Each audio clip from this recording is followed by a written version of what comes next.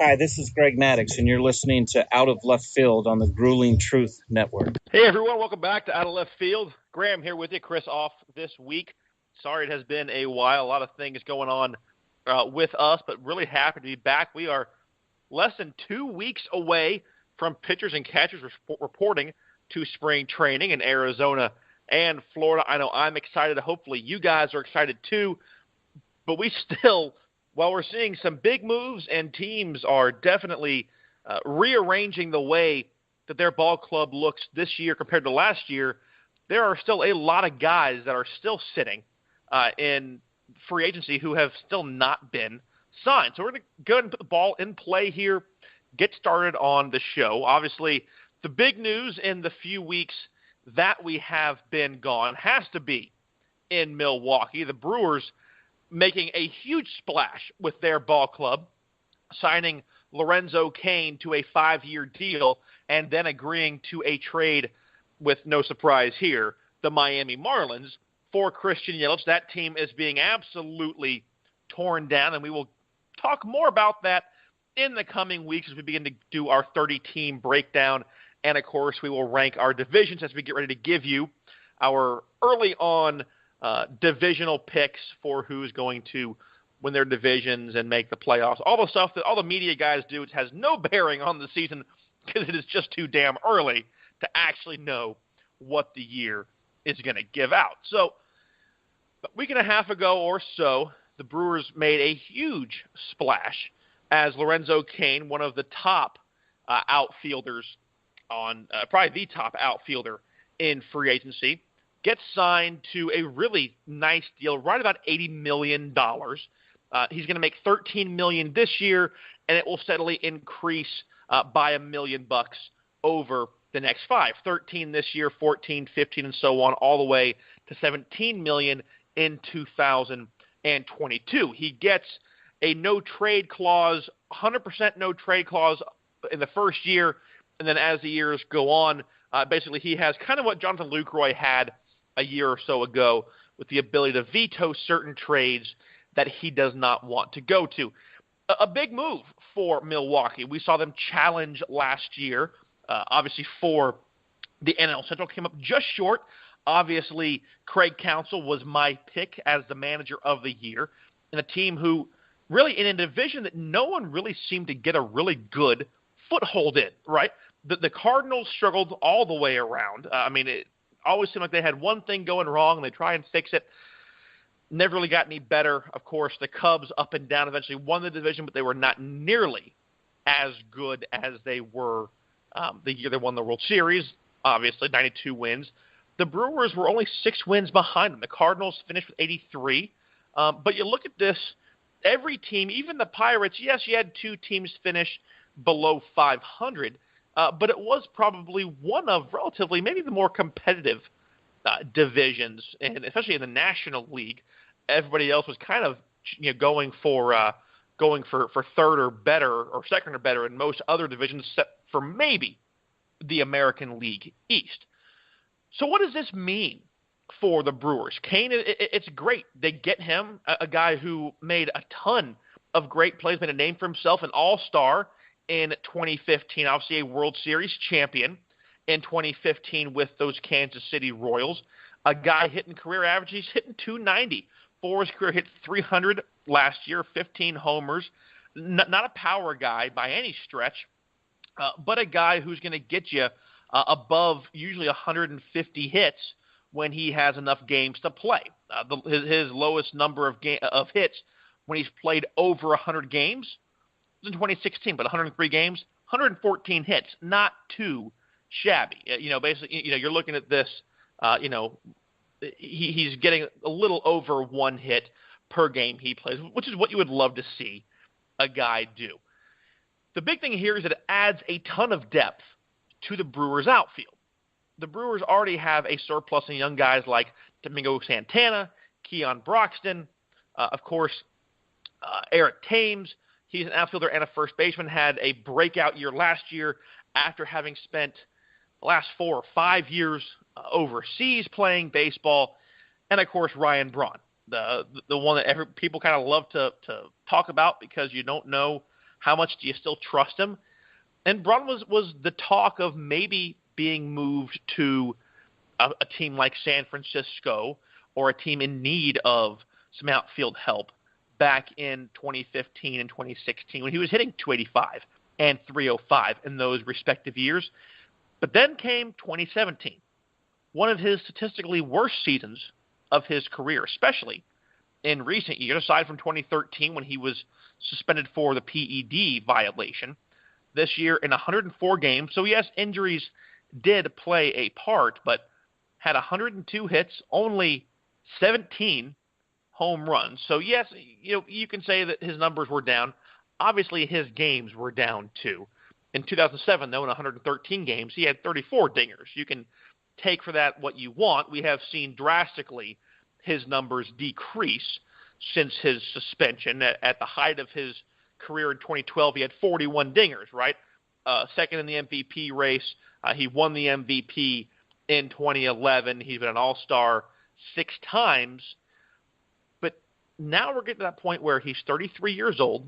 Okay, he's under control of the Brewers until 2021. They have a $15 million mutual option, but he's owed $20 million this year, $19 million next year, and $17 million in 2020. And the difficulty now that you have, well, yes, you got two of the biggest names, obviously, with Cain and then Yelich coming over, who is very young and going to do tremendous things for this ball club. And I feel bad for everybody in Miami. As I mentioned, we'll get to that.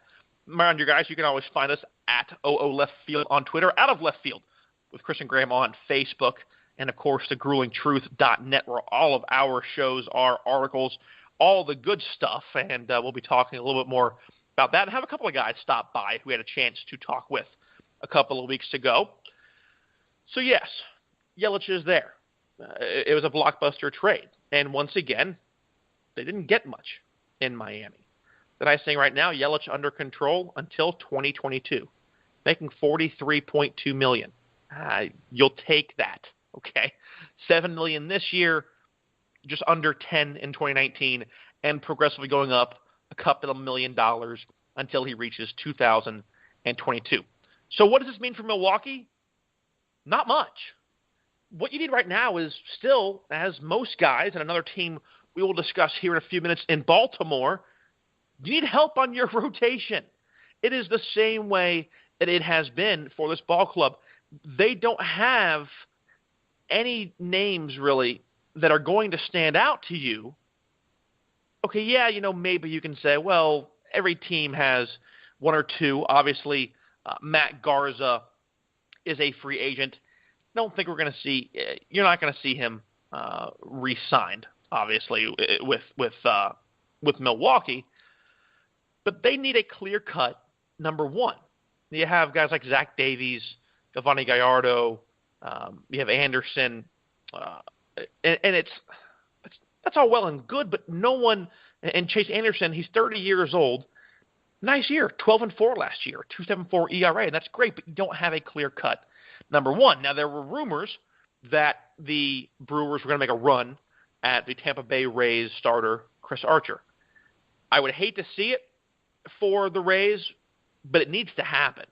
The Rays have right now probably no legitimate way to compete in the American League East. They just don't, okay? You're dealing with the Red Sox, who are still trying to keep guys like Eduardo Nunez. They still have offers being floated out there to J.D. Martinez, getting all their things figured out. And right now, the Rays are sitting well behind the 8 ball on all fronts, just as the Orioles are sitting behind mainly in the rotation. The problem is that the Archer thing apparently didn't work out. They have made a contract offer to Yu Darvish. What you have to think, though, is a quote from ownership says that GM David Stearns is working on adding another pitcher. However, Stearns said, quote, "We continue to have discussions on a variety of fronts, but at this point, I anticipate going to spring training with our current group," end quote. That's what you got to hate. You make a ton of big moves at a bunch of guys, very similar to what we saw in Seattle when Robinson Cano went there, Nelson Cruz went there. But then what do you have to show for it? And there's nothing, because originally what was done in Seattle was that you hung your hat on King Felix. He was the ace. He was on the top of his game. Everything was great. But we've seen that it has not done anything to bear fruit as far as getting them into the postseason on a continual basis. That's the same thing you're going to see here in Milwaukee. Yes, right now I understand that the Cubs are still trying to figure out what they lost Arrieta. They've lost John Lackey. I talked to John Lackey, said he's had a few teams reach out to him. I asked if he would consider being a reliever at any point. He said no. He wants to go ahead. He wants to stay a starter, and I respect that. I can't fault the guy for that. Been a starter for years. You got that competitive fire, and I don't think it would fit his personality coming in for an inning of work and being done. He wants to be in the game for a longer longer time per start, and that's fine. But right now you have Jake Arrieta, Alex Cobb, Lance Lynn, Yu Darvish, and if you want to throw a name out there who I know is not going to be a number one ace, but is still a decent pitcher, you have Jeremy Hellickson and even Clay Buchholz. And I put Clay Buchholz on a whole different shelf. I get that, but he's out there. There's 5 guys out there, and it's still free agency is moving so slowly. It's moving like molasses in the wintertime. Why is it happening? That's a discussion for another day. And there have been a lot of things that have been floated around by Tony Clark on other player agents. There has been a not-so-subtle hint to the possibility of a strike, a la 1994. Let's forget I uttered that word, because we don't want to have that again. Baseball is finally kind of trying to find its way back in. Pace of play is a discussion of how to make the game move faster. A strike is not what you want to have happen. That's the deal right now, guys. The Brewers have to go ahead and make additional moves to get starting rotation help. They have the people to do it. They have outfield, a surplus in the outfield. If you can get somebody who wants to take a chance on Ryan Braun, move him. It's money off the books. You can get a team to take on a good chunk of the contract, and you can bring in some other arms. Go for it. I think at this point, at 33 years old, you know that Braun's on the backside of his career. We have seen, like I said, a night and day difference in him based on what he was doing before the suspension for PEDs. It's up for your own debate as to when he was using, was it his whole career, whatever that is. But since the suspension, we have seen a massive difference. If the Brewers don't make some type of move to add rotational depth, all these moves are going to make them just a National League version of the Seattle Mariners. And that's not what you want to have happen when right now you do have a chance in a division that is, I'm going to be kind of blunt there, it's kind of up for grabs. The Cubs, you don't know what you're going to get right now, okay? The Cardinals, same thing. You got an older team. You've lost some of your pieces, okay? The Pirates are obviously selling off everything. Josh Harrison, I believe, wants to go as well. We discussed that the last time. McCutcheon's already gone. The Reds, they don't have the organizational depth yet to really make a push. You're looking at a team who is 12 games above, 13 games, rather, below 500. They're not going to make up 13 games in a year. Yes, it can happen, but it's not going to happen here. So the Brewers have a chance to take control, at least for a year, away from the Cubs. Without rotational help, it's not going to happen. It'll be the same thing that we saw from the Orioles in the last year or so. You re-sign Trumbo, you have Machado. There's some news on that front where Machado's moving back to shortstop. We'll talk about that here in just a minute. But until the Brewers can get themselves lined up to at least have a pitcher who can take them deep enough into a game, and then let Counsell work his way through his bullpen, let the sabermetrics and all the analytics do their thing, it's not going to do you as much good. You just have a lot of people talking about you in the off season, but then no one really talking about you in a good way during the regular season. So let's see what happens there. Moving out towards the West Coast, in Chris's neck of the woods, Diamondbacks have signed catcher Alex Avila to a 2-year deal. I like this move. $8.25 million over 2 years. He gets about $250,000 more in incentives. This is great. I like Alex Avila. Okay, a guy, he's not really a journeyman. All right, he's played for 3 teams? Played for Detroit, for most of his career. Had a cup of coffee with the White Sox for a year, and then obviously came back to Detroit, and then goes to the Cubs for a cup of coffee this past year. Played in 35 games. Okay, didn't look great in Chicago. 3 home runs, 2 doubles, hit .239. Not great, but overall for him, one of his best statistical years that we've seen. All right, 14 home runs, second most in his season in his career. 49 runs batted in, second most in a season in his career. A .264 average, right, in a season over 100 games, second highest average in his career in the season. Right? He played well, 112 games. And he's going to a team that had, even with Chris Iannetta, who now has gone off to the Colorado Rockies, then Iannetta hit .254 last year for the Diamondbacks, which that's all well and good, but the overall backstop battery, if you will, of the Diamondbacks last year had a .219, .306, .404 slash line. That ain't good, folks. Talking to .710 OPS, .219. I mean, that's minor league type numbers. All right, that's not going to get you there. That's why I like what they've done with Avila. A .264, .387, .447 slash line, 834 OPS. Okay, a career .243 hitter. He's hitting played above last year what he did. He's a lefty. Okay, he's got a chance to really use the left side of Chase Field to his advantage.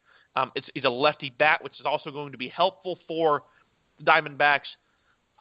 A guy who I believe when I was asked on Space Coast Daily down here in Florida by Alan Slaughter-Zinski, a fan of our show, and a hello to him, who was the one piece from the Tigers who I thought was going to be traded. My answer was not Verlander. It was Alex Avila. To me, it made the most sense. He's a good piece. He sits comfortably. As a backstop, he can obviously work quite well as a starting backstop if need be. The 1 year really where he played the most games, 141 games in 2011. This is the only All-Star appearance. Won a Silver Slugger, hit .295, had 19 dingers, 82 runs batted in. So we're looking here. He was relatively close in home runs, a little bit further away in RBI, but it's also 30 fewer games that he played in this year. So this is one of those things that I would like to see the Diamondbacks use him on a more consistent starting basis. And I think you give yourself, well, yes, he is not the most reliable catcher. Okay, he has been statistically shown as one of the worst, unfortunately. I hate to say it, one of the worst pitch framers in 2017. But again, you're looking for a guy who has the ability to pitch or to hit. And right now, that is where offense is where it's at. You work on what you can with him. You know what you're getting when you signed him. You get him on a pretty team friendly contract. I mean, 8.5 or just under $8.5 million. Not a big deal there. And you get a guy who can swing the stick. It's a good move for Arizona. I like it. And you know what? If unfortunately they aren't doing that well, come the trade deadline, and they want to move him, they move him. What's the big deal? Easy to move, something in return. That might be the way his career goes. But hey, if you're playing well enough to be trade bait, it's a good thing for your future. It means you're playing enough, people want to keep you, people want to sign you. They know you're either going to get them goods and services if they aren't doing well, or if they are doing well, you're going to be productive for them down the stretch. So it's one of the, you want some stability. You want to be in the same spot, and I get that. But hey, it's keeping him in the big leagues, and you got to appreciate that when you're a catcher like Alex Avila, who had obviously 6 or 7 years in the same team in Detroit. Coming back east, and we'll head up north of I-95. The Baltimore Orioles have, after weeks of speculation, confirmed, I would say January 27th, today as I'm reading through everything that I read through on all the articles of it, that Manny Machado will move back to to shortstop, where he started. Now, I raised an eyebrow when I first saw this, because when I watch him, I am reminded consistently of his time at third base, where he has been absolutely a defensive juggernaut. He's played a total of 52 games at shortstop, 715 games, all right, at third. It is going to be different. Obviously, I mean, you look at where is he committed more. Okay, fielding percent, all that kind of stuff. Yes, this gets into a lot more of things where we begin to look at a lot of defensive metrics and whatnot. At the end of the day, this is good for Manny Machado. It's helpful for the Orioles as they can move a guy like Tim Beckham over to third, maybe make a move for a Todd Frazier or a Mike Moustakas. I doubt Eduardo Nunez, as he is being, by reports, heavily courted by the New York Mets. But, for Machado, I think we can all kind of sort of make, I think we can all kind of sort of agree that, he ain't going to stay in Baltimore. All right. I think it's a pretty safe bet that he is not looking to make his long-term home with the Orioles. Now, I'm sure they will grant him a qualifying offer to try and at least get the compensation back for him if he is a restricted free agent. But what this does for Machado is opens up his, I guess, signability. It really allows him to – it widens his market, right?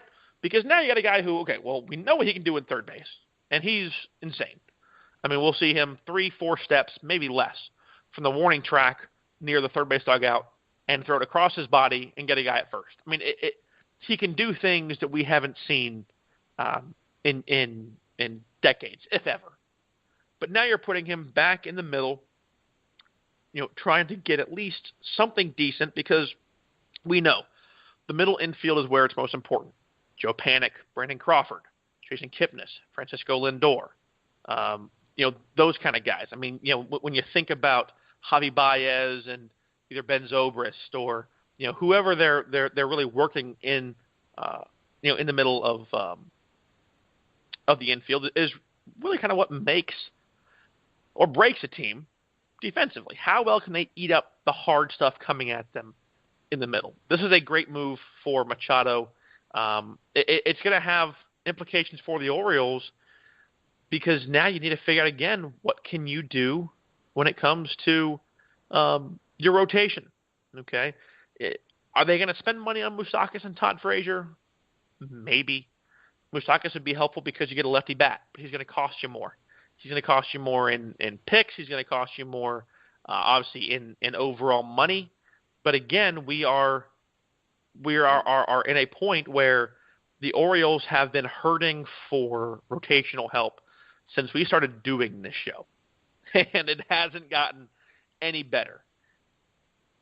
It's great, while this is news that the defense is going to look different for the Orioles, is it really going to be news as far as what happens on the field? I doubt that. I don't think that you're going to see anything different in the American League East by moving Machado. He'll have some time to readjust to being in the middle. Obviously he'll have a lot more. He'll have a lot more time. In ranging in different areas. Less work on bunts and that kind of thing, and more work on his footwork in the middle of the diamond, working on picking up on steals and footwork around the base and that kind of stuff. And then he'll be fine. He's a hothead. That could make life interesting, depending on how hard the slides come in. I don't think we're going to see a Jose Bautista, Odor kind of thing, but that temper can always find you at the most inopportune time. So that's the news out of Baltimore. Nothing really huge, but something that is at least worth noting.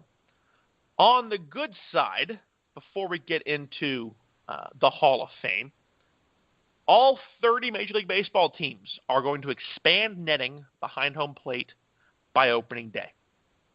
Took a long time, needed to happen. I'm glad that it is happening. It's been reported by multiple outlets and sources, but this is basically saying that, yes, all parks will extend the netting where I thought it should go when we discussed it originally, and that is to the end of the dugouts. That is already how the Braves' new stadium is done, but basically that will go all the way by the far end of each dugout by opening day. Thank you, Major League Baseball and all teams, for finally agreeing to this. We have seen enough injuries. We have seen enough horrific things on ESPN and news about people getting hit with balls and getting hit with bats. Does it change the dynamic of the game? Not really. I understand that, yeah, you want to be, right there. But you know what, guys, end of the day, sure, can is now at the point where a guy can't just toss a ball up over the dugout to a fan? Yeah, you are. And I'm sorry for that. But you're also now at a point where a screaming line drive going over 100 miles an hour off a bat isn't going to hit somebody in the head or in the chest.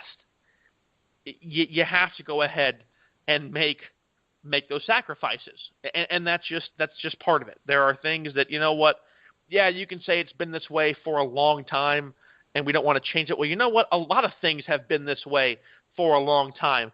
And there is always talk and yelling and protesting to change it. This is one of those things. This had life or death, physical injury implications for every fan that went down there. When I would go to a game with my significant other at the time or my wife now, I didn't want to have those seats. If we sat up somewhere, I'd either bring the glove, and you can laugh, why is a 30-year-old guy bringing a glove? I'm bringing it for self-preservation. You know what? If I get a foul ball, cool. I'm not going to dive over a kid for one. If I've got one coming at my face, I want a piece of leather trying to catch it, not my bare hand, because I'm not going to catch the ball. Okay? There's a reason I umpire, because I can't freaking play. So I bring a glove for safety purposes. If I'm further out in the outfield, maybe it's for fun. Normally I end up forgetting it anyway.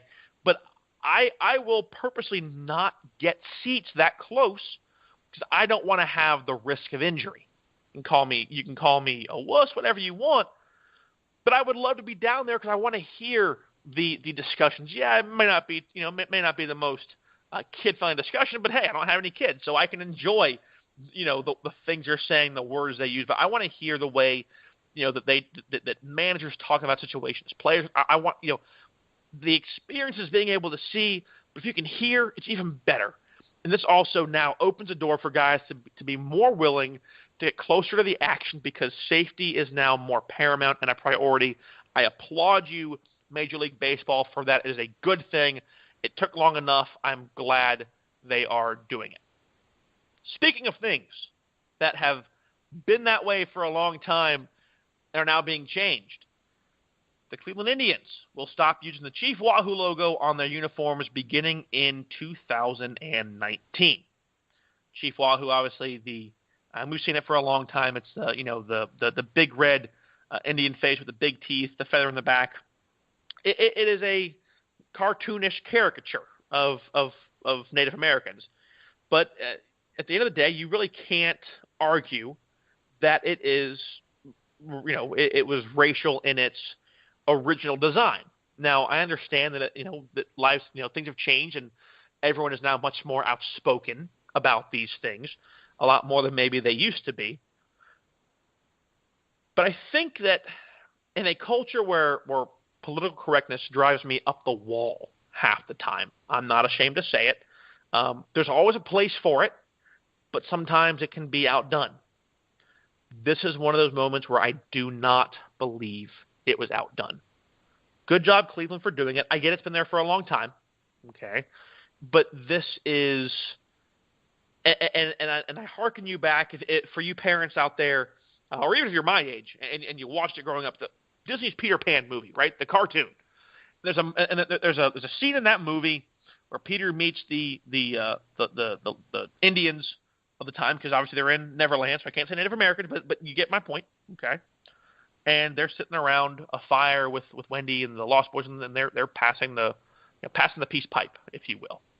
And no doubt that the cartoonish design of that chief is much more to kind of a the way that they were seen. It's kind of the red skin, the headdress, talks kind of like we think all the stereotypes of the people.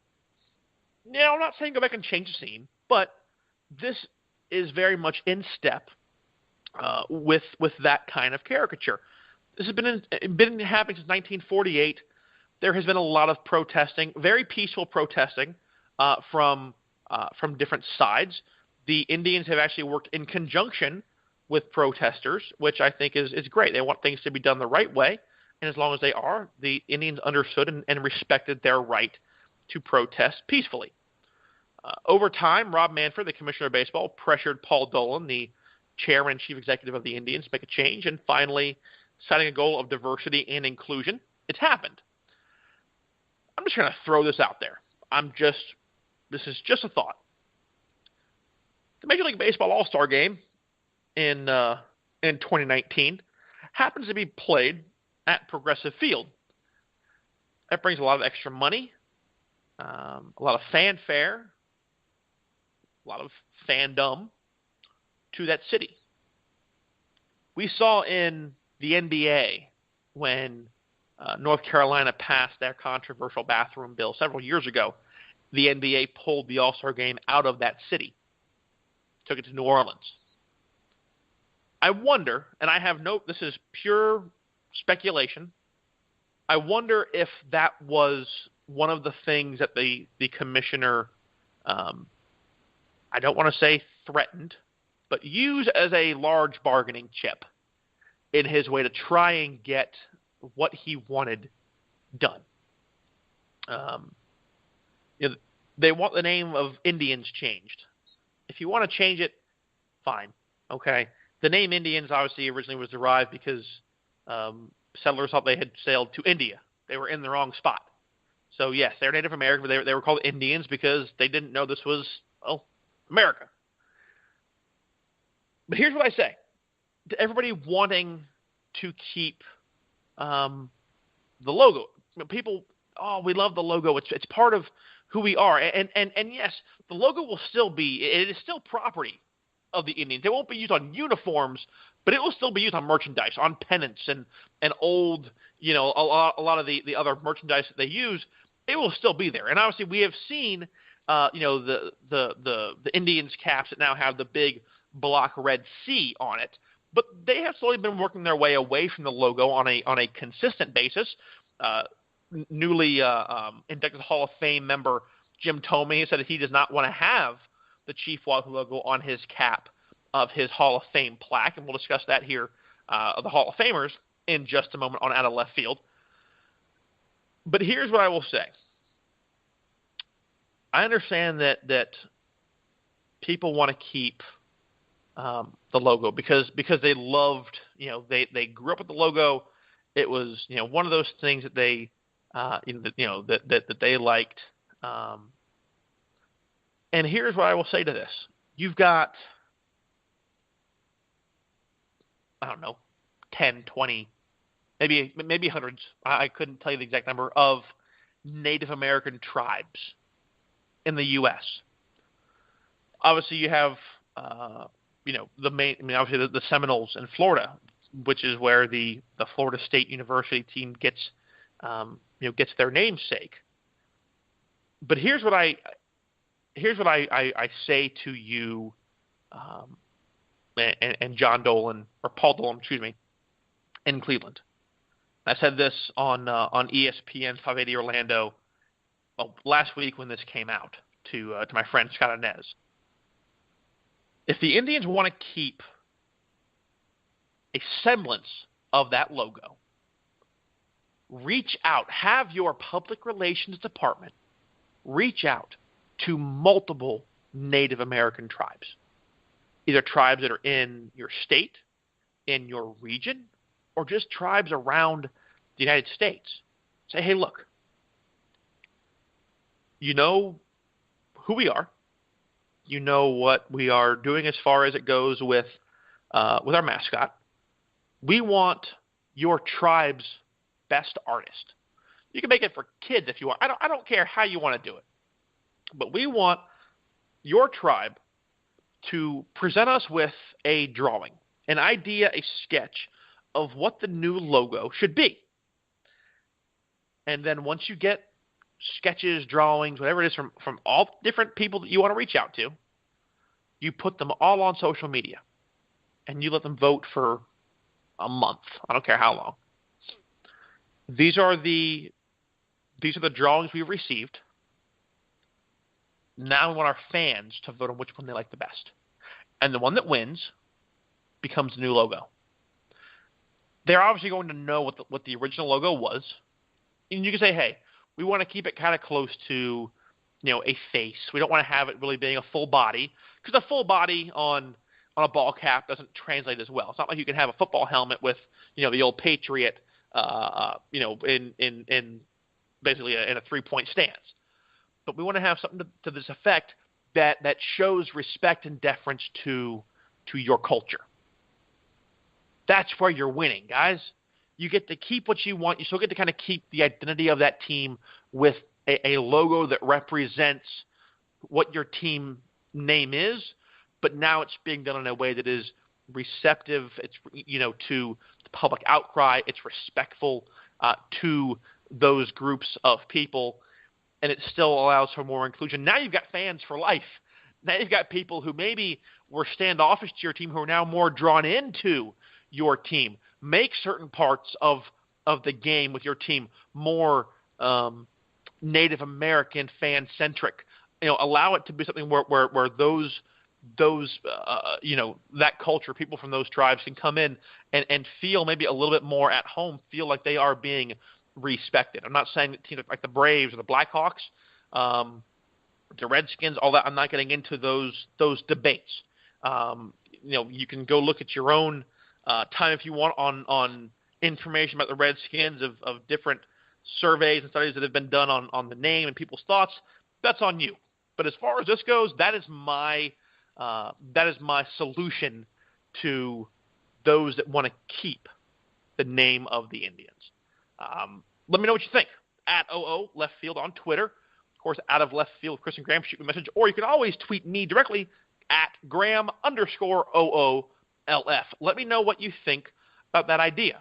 Should the Indians just scrap it all together, or should they allow for actual Native American tribes to submit drawings and then have basically a vote by fans on what the next generation of the mascot design should be? Moving on into the 4 newest, happiest members of the baseball family. The Hall of Fame class of 2018 was announced, and shocker, the 4 names that we thought it would be were the 4 names that it was. To be fair, it wasn't it wasn't that hard.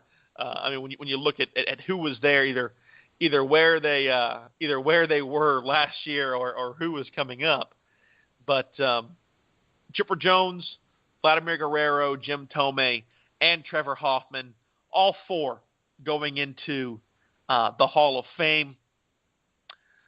Chipper Jones gathering 97.2% of the vote, Vladimir Guerrero at 92.9%, Jim Thome just under 90%, and Trevor Hoffman just under 80%. Edgar Martinez, with 1 more year of eligibility left, just gets over 70. I do believe he'll make it next year. I hope he makes it next year. To be that close and not get in, I think it'd be a travesty. Mike Machado with a nice jump to 63.5. I certainly hope I hope that we finally see Machado with a chance to get in. We've talked about it for a long time, and a guy who I think has been, he was down at 51.8%. He was below Clemens and Bonds last year at 51.8% of the vote. and then this year jumps up to 63.5, so almost a 12% jump. He's only halfway through eligibility. I do believe Mike Machado will make it. Roger Clemens, Barry Bonds barely moving up just maybe a fraction of a percentage point, so nothing really that impressive. Fred McGriff, with 1 year eligibility left, is at 23.2%. I think it's absolutely criminal. He should be higher. He should be in the Hall of Fame. Larry Walker, with 2 years left, he's at 34.1%, and then quite a few names. Andrew Jones, surprisingly, only at 7.3% of the vote. He just barely hangs on. Hard to believe Andrew Jones finished below Sammy Sosa. That one is kind of hard for me to stomach. And then looking down the list at the 13 players who did not receive either any votes or enough to stay, Jamie Moyer, Johan Santana, Johnny Damon, Hideki Matsui, Chris Carpenter, Kerry Wood, Carlos Lee, Levon Hernandez, all received either basically at 10 votes or fewer.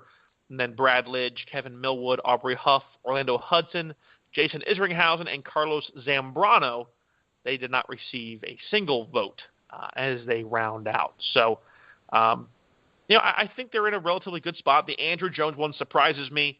Omar Vizquel only at 37%. I expected a little bit more from him, but again, I think he has time to grow, if you will. And it's going to be interesting to see what we have coming down the pike.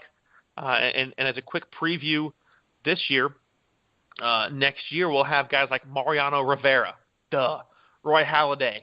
It'll be Todd Helton. Andy Pettit, we'll see because of the PED discussion. Lance Berkman, Roy Oswalt, Miguel Tejada.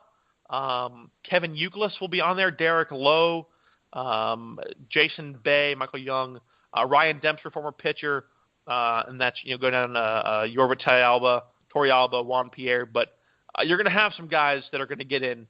Mariano Rivera, I think Halladay will be a first balloter. Todd Helton, I think is going to be very high on the list, and then we'll go from there. So plenty of times to discuss that beyond.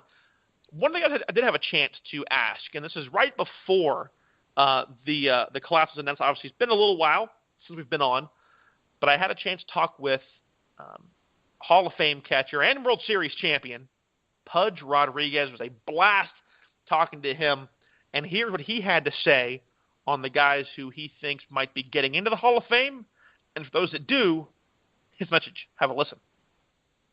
There's a lot of guys. Chipper Young, Vladimir Guerrero, Edgar Martinez doing very well. I don't know. Don't be surprised if you might probably going to see more than last year. There's a lot of players right now that have over 80 points in their in their numbers. So hopefully they can keep that percentage up so they can be in the Hall of Fame. And to me, whoever is there is well deserved, and welcome to the family. And thank again, Pudge, for taking the time with me. It was an absolute honor talking to you. I very much appreciate it, and look forward to hopefully seeing you out there at the Diamond Resorts Invitational again in 2019. Lastly, guys, before I get ready to go, I had a chance while I was out there at the golf tournament to talk to actor and comedian Rob Riggle, a fantastic guy. If you appreciate, obviously, good movies, all that kind of stuff, he's awesome. He's an absolute blast. A guy who, I certainly loved talking to him. He was very gracious to me, very fair, took some time with me. He's in a new movie out right now called 12 Strong. I talked to our buddy Adnan Verk. He has not seen it yet, which I told him he has to do because it really is an absolutely beautiful movie, a very well done, beautiful movie. And it is basically well, you know what? Tell you what. Instead of me telling you about it, listen to Rob Riggle. He'll tell you about it, and also his time as an officer in the Marine Corps. Obviously, Chris and I were in the Army. Here's my time having a few minutes to talk with Rob Riggle about his new movie, 12 Strong, and his time of military service. Have a listen. So you got a movie coming out, a fantastic movie. You play your boss, from my understanding. A lot of our listeners don't know that you were in the Marine Corps. Obviously, Chris and I were in the Army. Talk to us about what the movie is, what it means to you to have a chance to be in that, and honestly, your involvement with veterans as a whole past your military career and your acting career. Sure. That's a lot of ground to cover. I'll try and give you the Reader's Digest version, but this movie coming out is called 12 Strong. It's based on a book called Horse Soldiers by Doug Stanton. 3rd Battalion, 5th Special Forces Group, first guys into Afghanistan post 9/11, so they went in October 2001. There's 12 of them, and they went in, linked up with the Northern Alliance. This is after Mossad had been assassinated, so the Northern Alliance was pretty shaky. But they went in, linked up with them, and took the fight to the Taliban, and drove them out of northern Afghanistan and drove them out of Mazar-e-Sharif, which gave us a foothold in Afghanistan and allowed us to conduct operations and eventually take the southern part of the country and work towards getting that country back to the people and out of the hands of the Taliban. So amazing story about what they did with what they had, where they were against the odds they were facing. In 21st century warfare, I don't know if it's ever been done or if it'll ever be done again. They were riding into battle on horseback against mechanized weapons, and that's a tall order. And they pulled it off. They did it. So it's a real tribute to them. And the story was classified for a long time. It's been declassified now. So the American people finally, 17 years later, get to hear about it. So I'm excited to be part of that. Now, my connection to it is, as a young captain, I was at Central Command, and this story takes place in October 2001. November 2001, I was sent over to join these guys, and I worked for Lieutenant Colonel Max Bowers. I worked for him directly on his command element, doing public affairs and civil affairs work in Mazar-e-Sharif. So I was out there trying to win hearts and minds, I guess you'd say. And then,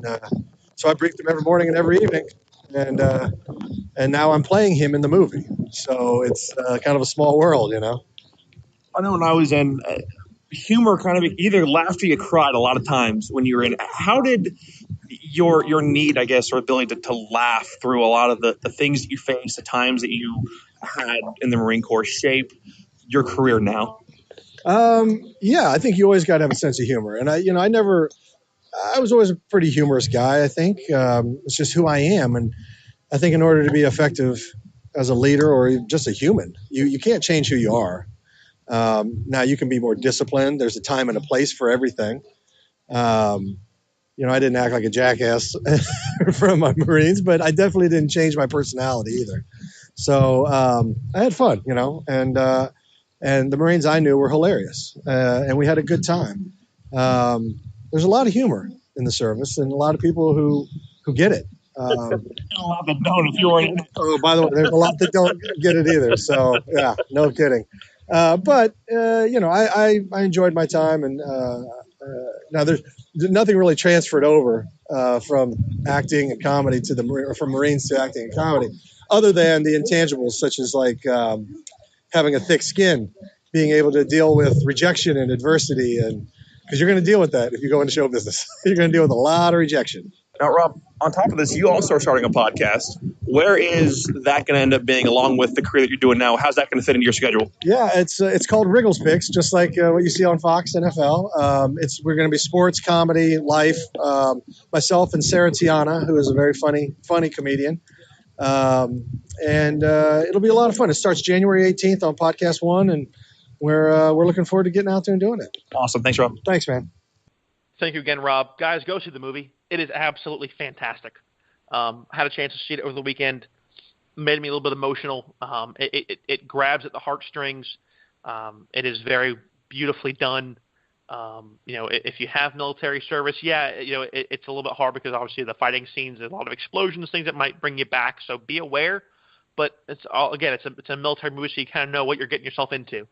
It's worth it, guys. It is worth the money, and I'm not one to pitch movies, all that, but it was absolutely awesome. And be sure to go check out Riggle Picks. Check out Riggle's Picks, his new podcast. It's a great podcast. Hilarious as always. He's great. Worth your time. I think you'll enjoy it. Obviously, I mentioned Adam Burke. Check out Cinephile, his podcast on the ESPN app. And, guys, always don't forget to check out our stuff. We appreciate you every week being back here with us. It's been an absolute blast. Sorry it's been so long. We're getting back into things. we are going to start breaking down our divisions. We will rank the best through the weakest, or I guess say the strongest through weakest divisions coming up here, and of course plenty of other stuff coming up through some of the guys who met the DRI. And hey, like I said, we're 2 weeks away from spring training, guys, so get ready, get excited. It is just around the corner. Thank you, as always, for taking your time with us. So proud to be a part of your weekend, your week, and, of course, be a part of the Grueling Truth Network family. One last thing. You are probably going to be hearing this after the Super Bowl, but it is Saturday night. So I am about 24 hours removed from the end of the Super Bowl. It's about 10 o'clock on the East Coast. My pick is going to be the New England Patriots. I think that they are going to I think experience will take them where they need to go. The Eagles are a very good defensive team, but defense wears down. We saw it wear down in Atlanta last year when the Patriots came back. We saw it wear down with the Jaguars, who refused to change, and we saw Brady come back and beat them in the AFC Championship game. And you have a guy who this is basically just another trip for him. He is so used to this.